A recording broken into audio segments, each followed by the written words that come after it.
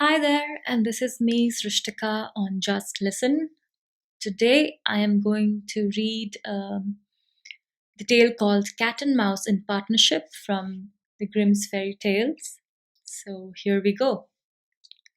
A certain cat had made the acquaintance of a mouse and had said so much to her about the great love and friendship she felt for her that at length the mouse agreed that they should live and keep house together. But we must make a provision for winter, or else we shall suffer from hunger, said the cat.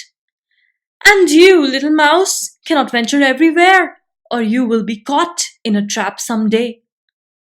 The good advice was followed, and a pot of fat was bought, but they did not know where to put it.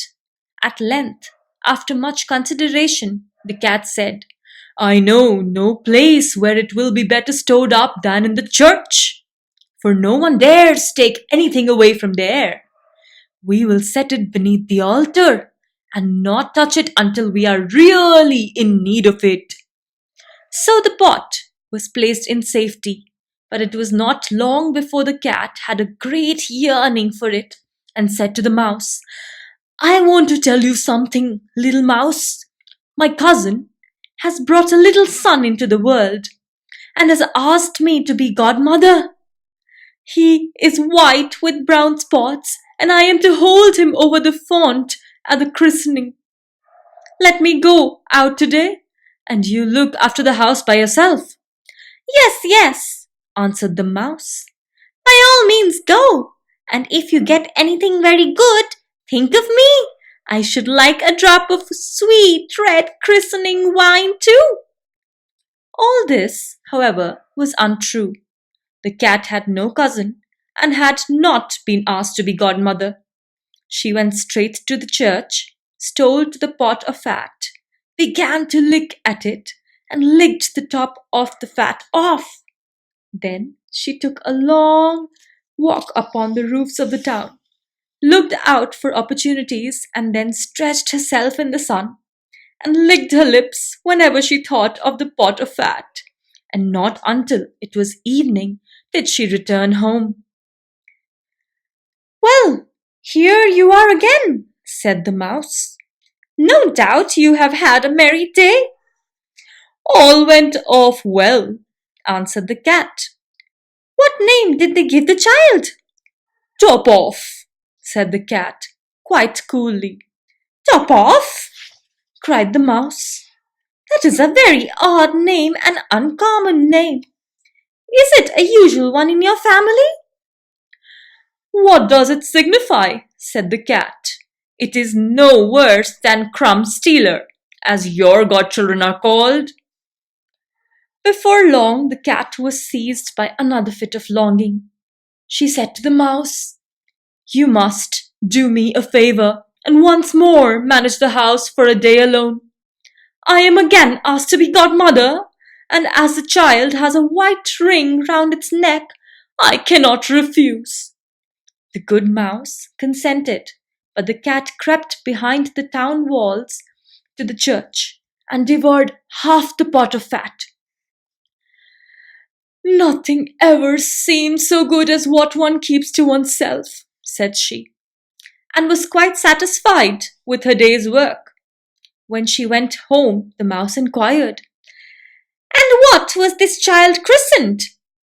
Half done, answered the cat. Half done? What are you saying? I never heard the name in my life. I'll wager anything it is not in the calendar. The cat's mouth soon began to water for some more licking. All good things go in threes, said she.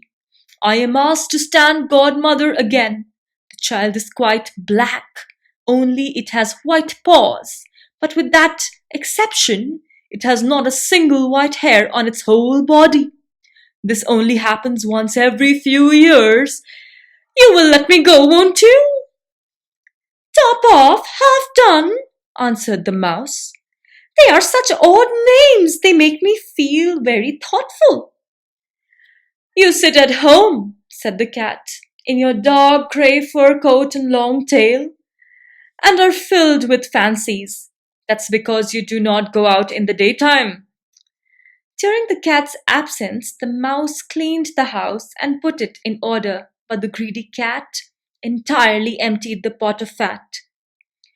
When everything is eaten up, one has some peace, said she to herself, and well filled and fat, she did not return home till night.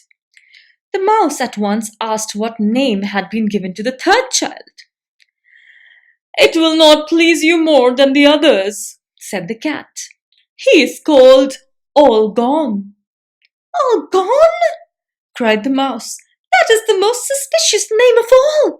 I have never seen it in print. All gone? What can that mean? And she shook her head, curled herself up, and lay down to sleep. From this time forth, no one invited the cat to be godmother. But when the winter had come and there was no longer anything to be found outside, the mouse thought of their provision and said, Come, cat, we will go to our pot of fat which we have stored up for ourselves. We shall enjoy that. Yes, answered the cat. You will enjoy it as much as you would enjoy sticking that dainty tongue of yours out of the window. They set out on their way.